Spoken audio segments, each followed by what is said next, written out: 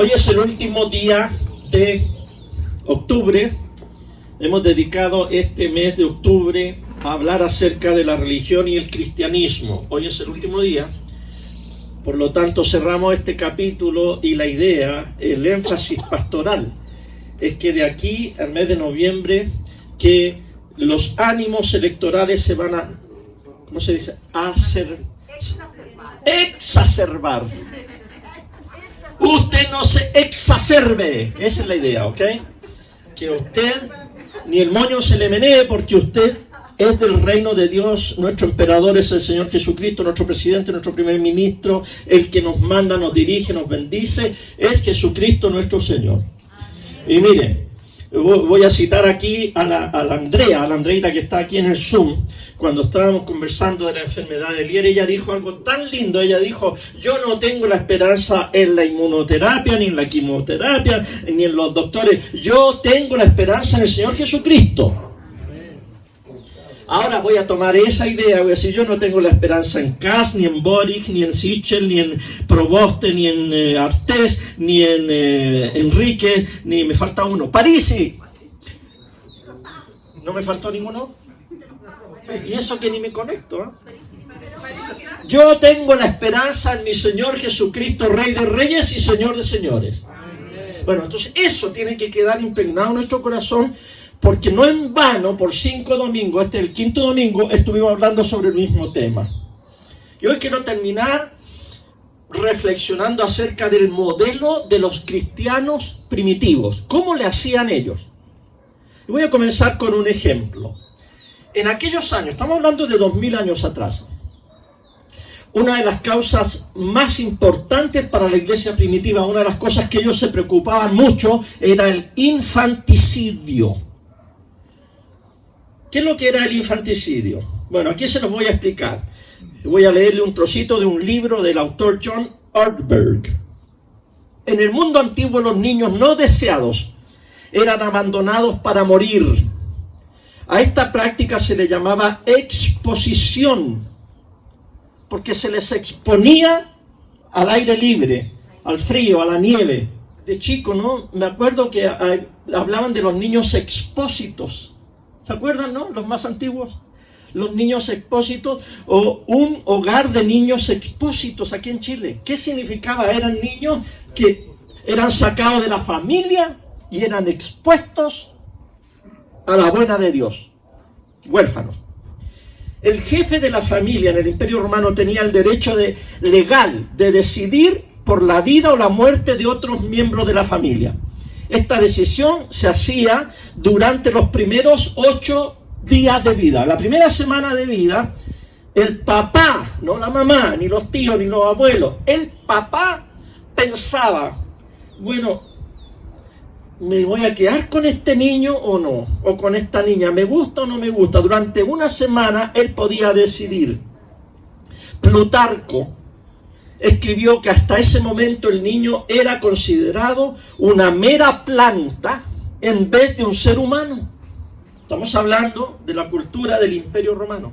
Ortberg sigue diciendo: las razones más comunes para exponer a un bebé eran la pobreza, o si una familia rica no quería dividir la herencia, o si el bebé era del género equivocado. Generalmente, culturas machistas, si es niña. Yo tengo un sobrino, y esto es en tono de broma, porque no, son todos bromistas. Iba a tener un hijito o una hijita. Entonces él decía: no, va a ser niño. Va a ser niño. Y dice: pero ¿cómo sabe? A lo mejor va a ser niña. Y el papá de él tenía un orfanatorio. Mi cuñado y mi sobrino dice: si es niña, la voy a ir a dejar al orfanatorio de mi papá. Bueno, era chiste. Le salieron mellizos y los dos niñitos. Bueno, el punto es este. En la cultura machista, el papá decidía: no, yo quería niño. No quería niña, así que para afuera. Era expuesta la niña. O muchas veces, si el bebé era ilegítimo, también era expuesto. Las condiciones en las que los niños eran expuestos eran horribles. Se hacía de varias maneras. Los niños abandonados se dejaban a menudo en un basural. o en un estercolero. Casi todos los niños morían, pero a veces eran rescatados con el fin de criarlos como esclavos. Mano de obra barata, estos niños esclavos. Se les daban nombres insultantes, equivalentes a llamarles estiércol, de modo que la gente supiera toda la vida que esos niños tenían un origen que no era noble. Así eran marcados. Y así eran llevados estos nombres como cicatrices por toda la vida de estos niños, de estas personas. El 25% de todos los niños nacidos durante este tiempo no llegaba a cumplir un año. Morían antes. El infanticidio era una práctica común y aceptada por todo el Imperio Romano. Los niños eran considerados objetos desechables en el primer siglo de la historia de la Iglesia. Para los primeros seguidores de Jesús, esta práctica era inaceptable. Ellos seguían a Jesús. Y Jesús decía, ¿se acuerdan ese lindo pasaje? Dejen que los niños vengan a mí, no se los impida. Jesús tomaba a los niños en brazos y los bendecía, porque cada niño, cada persona es creada a imagen de Dios independientemente del origen que tenga. Eso creemos los cristianos. Hay documentos que se remontan al siglo II de la Iglesia, donde la Iglesia prohibía la práctica del aborto y del infanticidio. Pero había algo que los cristianos no hacían. No se involucraban en la politiquería del tema. No hay registro de que los cristianos fueran delante del emperador a decirle que cambiaran las leyes, o se metían al Senado a discutir con los senadores ahí en Roma para que cambiaran las leyes, y no protestaban en las calles acerca de esta maldad. Cuando estaban ante el emperador, según ellos entendían el ejemplo de Pablo, que hizo Pablo cuando estaba delante de las autoridades, exaltaban a Jesús, no a los temas, no a las cosas que pudieran beneficiarnos o no beneficiarnos. Pablo y todos los cristianos de la iglesia primitiva, cuando estaban frente a la autoridad, decían: Jesucristo es el Señor.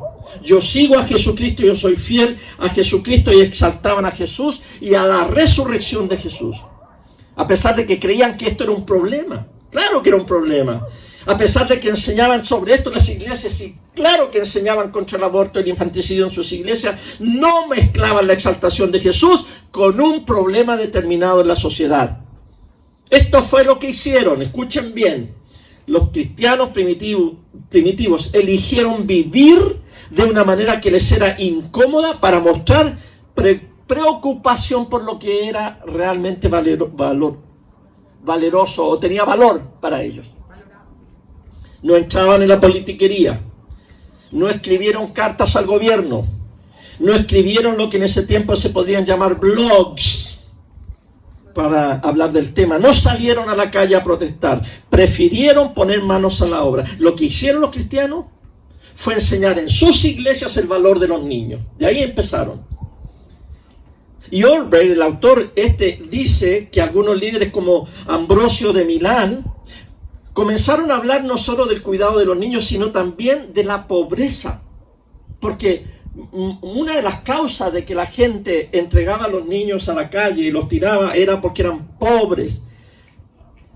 Entonces los cristianos reconocieron que la pobreza a menudo destruye la capacidad de las personas para cuidar de los niños, que al final terminaron siendo niños expósitos. Los primeros cristianos se comprometieron totalmente con la visión de Jesús y su reino, y se comprometieron a vivir el reino en sus vidas en comunidades. De tal manera que los cristianos en las noches salían a los basurales a escuchar sonidos, quejidos de niños que estaban tirados allí en la noche, y se dedicaban a rescatarlos antes de que llegaran los traficantes de esclavos, porque los traficantes de esclavos hacían lo mismo. Iban por las noches, por las calles, a escuchar a algún niño llorando y se lo llevaban para criarlo para la esclavitud. Los cristianos dijeron: vamos a salir más temprano, pero nosotros los vamos a rescatar para criarlos con dignidad. Los primeros cristianos rescataban a esos niños y los criaban como niños propios. Cuando Santiago en su carta universal dice que la religión pura es cuidar a los huérfanos y a las viudas, ¿se acuerdan? Cuando se refería a los huérfanos, no se refería tanto como nosotros, ¿no? A un niño que se le murió el papá y la mamá.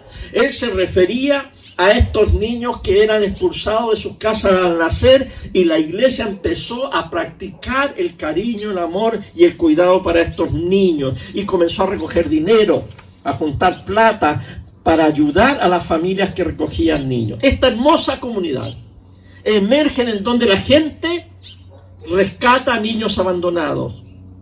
Se sacrificaban las familias para criarlos en sus casas. Me duele el corazón pensar a mí que hay familias que gastan millones de pesos, depende del país donde usted esté escuchándonos, dólares, criando perros y gatos y comprando sacos de comida para criar a un perro, cuando hay niños que por ese dinero podrían ser muy beneficiados, pero preferimos el cariño de un perro, de un gato o de un caballo o de lo que sea, en tratar de ayudar a organizaciones o nosotros mismos a un niño que esté pasando por el dolor de que su padre lo abandonó. Claro, el niño habla, el niño opina, el niño crece.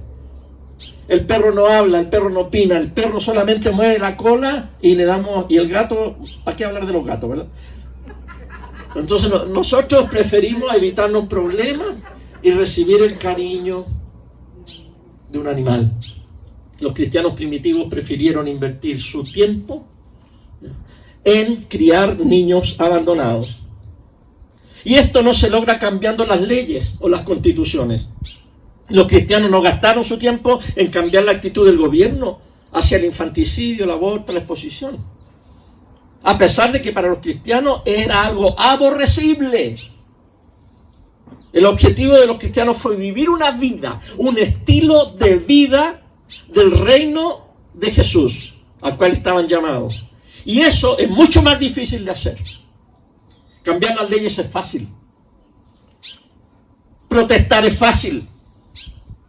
Votar es fácil.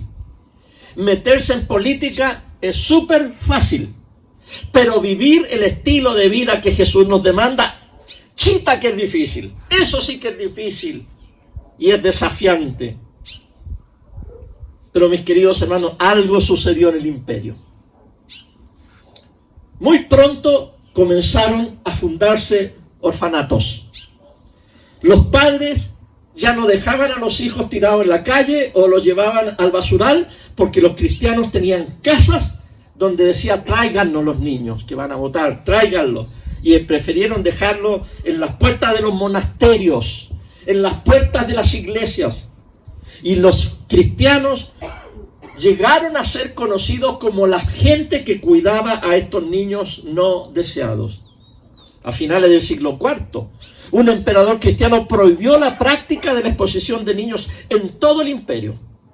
Y esto no aconteció porque el tema fuera un tema político, no aconteció porque había una plataforma donde los cristianos se hubieran dedicado a tratar de cambiar las leyes, sencillamente porque vivieron conforme al plan de Dios. Se sacrificaron ellos mismos, murieron ellos mismos a su ego, a su yo, con el fin de llevar a cabo el reino de Dios, que poco a poco comenzó a infiltrar la sociedad como la levadura leuda la masa. Con el tiempo, la conciencia social colectiva hacia los niños comenzó a cambiar. Con el tiempo, la actitud cambió de tal manera que hoy se considera que esa era una práctica ridícula y terrible y que no debiera ocurrir nunca más en el mundo moderno. Y todo cambió sencillamente porque la conciencia colectiva cambió con el tiempo por la influencia del cristianismo. Finalmente se promulgó una ley. No por causa de los grupos de presión, no por, ¿cómo le decimos ahora? El lobby, los lobistas.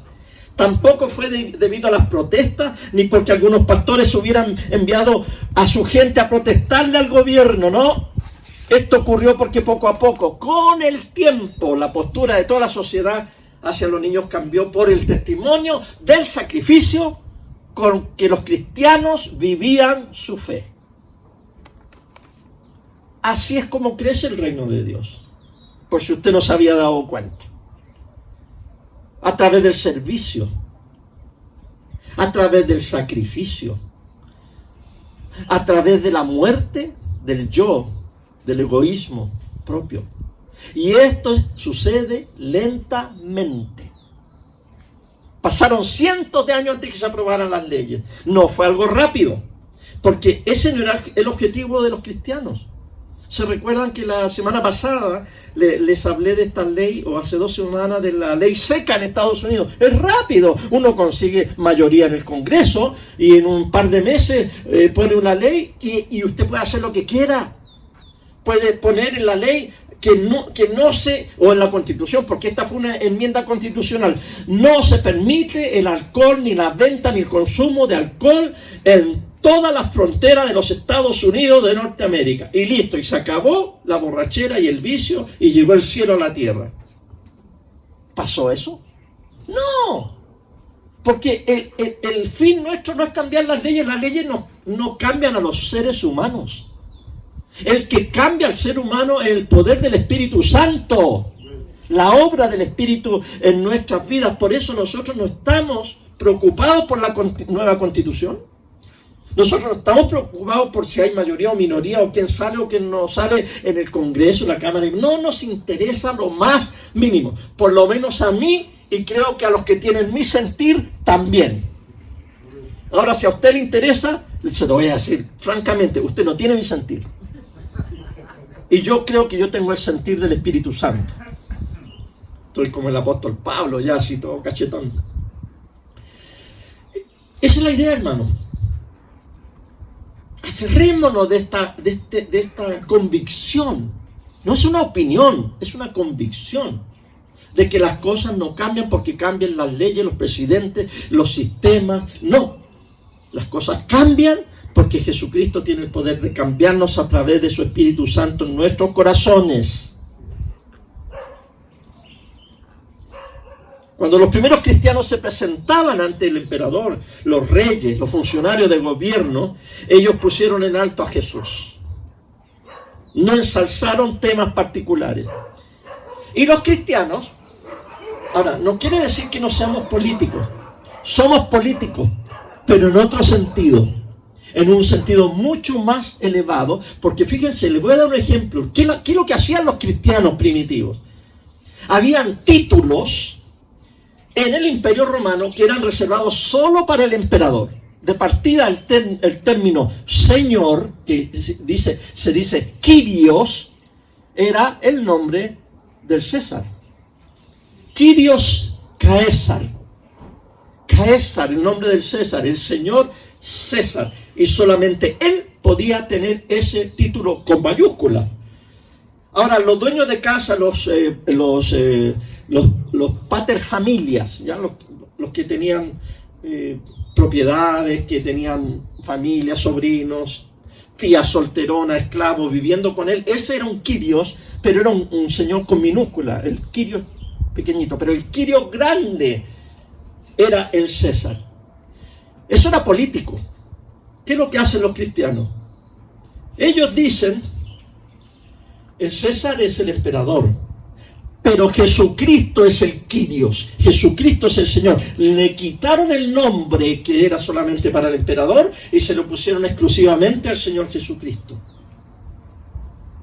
Había una frase que se usaba en las monedas del imperio del primer siglo que decía, miren lo que decía la moneda: no hay otro nombre bajo el cielo por el cual los hombres puedan salvarse, a excepción del nombre del César.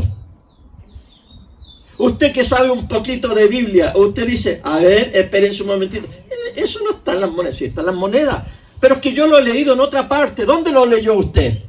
En la Biblia, en Hechos capítulo 4, donde los apóstoles dijeron, Pedro y Juan, no hay otro nombre bajo el cielo y sobre la tierra en el cual podamos ser salvos, sino en el nombre de nuestro Señor Jesucristo. O sea que agarraron la moneda y dijeron, no, ustedes dicen que hay que salvarse por César, no. Ahora bien, ¿qué dijo Jesús cuando le mostraron la moneda del César? denle a César lo que es de César y a Dios lo que es de Dios. ¿Y qué es lo que hay que darle a César? La moneda, la plata, el impuesto. Páguenle nomás, denle, si eso es lo único que se merece. Pero a Dios hay que darle el 100% de nuestra vida. Jesucristo es el Señor. Ellos cambiaron la política. Ellos no inventaron esta frase entonces, sino que la tomaron y la cambiaron y pusieron a Jesús allí. Tomaron el lenguaje político y lo reemplazaron por Jesús. ¿Se dan cuenta ustedes de lo subversivo que es el cristianismo en política también? Ahora podríamos decir Jesús es nuestro presidente. Jesús es nuestro gobernante. No tenemos emperadores ni tenemos reyes. Él está por encima de todo. Y Él es el mayor que cualquier que ejerza el poder. Él, Rey de Reyes, Señor de Señores. Varios han sugerido que esa es la mejor manera de decir Jesús es el Señor. Jesús es el presidente. Jesús es el que manda. En México, Jesús es el mero mero. Jesús es el jefe. Esa es la manera que debemos entender esto. Así que considere ahora, vamos a terminar con este pasaje, porque usted ha dicho, Fernando ya llega predicando, ahí voy a ver en el teléfono, como media hora, y todavía no ha abierto la Biblia. No se crea. Aquí uno puede abrir la Biblia al principio del sermón, pero también la puede abrir al final. Así que aquellos que criticaron todo el sermón, ahora pídanme perdón, porque ahora vamos a abrir la Biblia. Lucas 14. Si alguno viene a mí y no odia a su padre y a su madre, ni a su mujer y sus hijos, ni a sus hermanos y hermanas, y ni siquiera a su propia vida, no puede ser mi discípulo. ¡Wow! ¡Qué fuerte, ¡Qué fuerte! Ahora, si yo los dejara aquí, algunos se van a ir bien contentos. El Señor me dijo que tenía que odiar a mi señora, así que si yo le digo alguna pesadez, ahí dijo el Señor. Pero espérate, no, si todavía no ha terminado el sermón. Deje que estas palabras decanten un poco. Déjenlas, deje que entre allí. Claro, hoy es fácil escucharla, porque nosotros hemos sido expuestos a las Escrituras por mucho tiempo. Nos hemos acostumbrado a versículos como este, y a veces, como estamos acostumbrados, no provocan en nosotros una reacción fuerte porque ya lo estudiamos, ya lo memorizamos y ya nos explicaron esto, así que como que no nos afectan mucho. Pero ahora les voy a pedir que deje que el peso de lo que Jesús está diciendo le pegue con fuerza en la cabeza. Otra vez, si alguno viene a mí y no odia a su padre y a su madre, ni a su mujer y sus hijos, ni a sus hermanos y hermanas, y ni siquiera a su propia vida, no puede ser mi discípulo. ¡Bum! ¿Lo sintió usted como un palo en la cabeza? Yo lo sentí así. Porque yo amo a mi padre y a mi madre, y a mi esposa la amo como a mi propia carne, a mis hijos. Pero el Señor me dice algo que si yo los amo a ellos más que a Él, entonces yo no soy digno de ser su discípulo. Ahora, esto es lo que entiendo. Jesús está diciendo, si me sigues, tendrás que abandonar todo lo demás y debes buscarme apasionadamente a mí y a mi reino. Y todo lo demás parecerá como que si tú odiaras a los demás. Ese es el sentido. Ahora, ¿por qué ese es el sentido? Porque Jesús nunca nos ha pedido a nosotros que odiemos. Al contrario, Él nos pide que amemos, que honremos al Padre, a la Madre. Entonces el sentido no es que tengo que odiar. El sentido es que mi amor hacia Dios y hacia Él es tan grande que todo lo demás tendría que parecer como odio. Los otros amores, los otros afectos.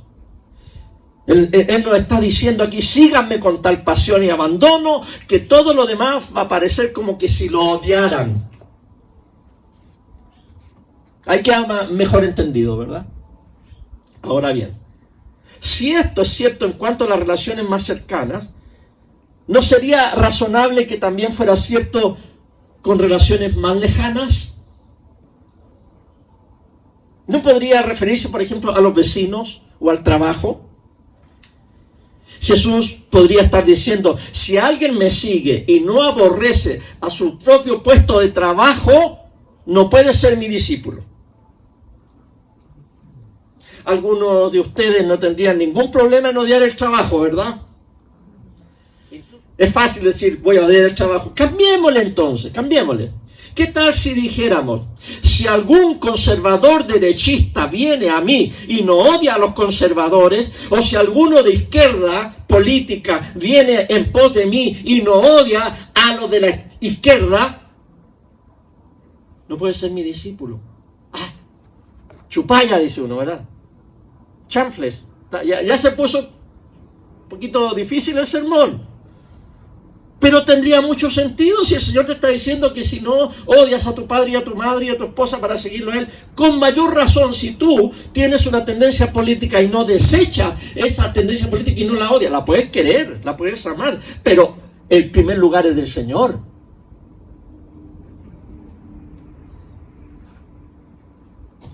Yo podría seguir profundizando este versículo y podría decir algo más. Pensar que incluso puede ser verdad en cuanto a su país. Y tan nacionalistas que somos, ¿verdad? ¿Y qué tal si el Señor nos dice, si alguien me sigue y no aborrece a su propio país, no puede ser mi discípulo? Mire, si estuviera yo en otros regímenes, ya esto que estaría en YouTube, ya me estarían metiendo preso en algunos países, ¿verdad? Por decir esto. Por cambiar un poquito y aplicar lo que el Señor está diciendo a nuestra realidad. Pero gracias porque estamos en un país libre y democrático y yo puedo decir lo que quiera por el momento. No sabemos qué va a decir la próxima Constitución, pero tampoco pierdo el sueño por eso. Pero quiero hacerles a ustedes reflexionar en esto tan importante. Si alguno viene a mí y no aborrece a su propio país, no puede ser mi discípulo. Yo cuando predico esto, la gente tiene una reacción fuerte. Tal vez usted mismo se siente incómodo ahora aquí que yo diga esto. Y me llama la atención porque la mayoría de los cristianos, está bien que Jesús diga que odia a su padre y a su madre. Estamos de acuerdo cuando Jesús dice odia a su esposa y a sus hijos, a sus hermanos y a sus hermanas. Nos parece bien que Jesús diga odia incluso su propia vida, pero reaccionan con enojo si insertamos la palabra país, no importando el nombre del país, en esa misma frase. Si de alguna manera esto le molesta, tal vez usted tiene que preguntarse ¿por qué me molesta eso que está diciendo Fernando? ¿Por qué estamos de acuerdo con Jesús que diga que odiemos a los más cercanos a nosotros, pero si sustituimos los más cercanos con nuestro país, nos molestamos? ¿No será que hemos hecho, no vienen a bombardear, ¿verdad? Ya, pasó de largo, no nos vio. ¿No será que hemos hecho de nuestra posición política un ídolo? ¿Hemos hecho de nuestro equipo de fútbol un ídolo? ¿Hemos hecho de nuestro país un ídolo? Jesús no solo es mayor que los temas y los asuntos, sino que Jesús es mayor que su país también, que mi país. Y aunque le cante vuelvo, vida, vuelvo a vivir a mi país, Jesucristo es más grande que mi país, que mi nacionalismo, que mi partido político, que mi partido de fútbol, que mi trabajo, que mi familia, que mis padres, que mi esposa, que mis hijos. Jesús es el Señor. En cada elección los candidatos enfatizan enormemente el carácter extraordinario del país. Se tornan todos bien chilenos y nacionalistas. Ahora la discusión la semana pasada, ¿cuál era con la Constitución? Que algunos quieren cambiarle el nombre al país, que algunos quieren cambiar la bandera tricolor, que algunos quieren cambiar el himno nacional. Y yo creo que algunos dirán, sobre mi cadáver van a cambiarle el nombre a Chile. ¡Wow! Espero que no haya sido un cristiano el que diga eso. Porque hay un nombre que es sobre todo nombre. Y no es el nombre de mi país, ni de mi partido político, ni de mi candidato, ni es el nombre de mis queridos nietos, ni de mi querida esposa, de mi santa madre. El nombre que es sobre todo nombre es el nombre de nuestro Señor Jesucristo.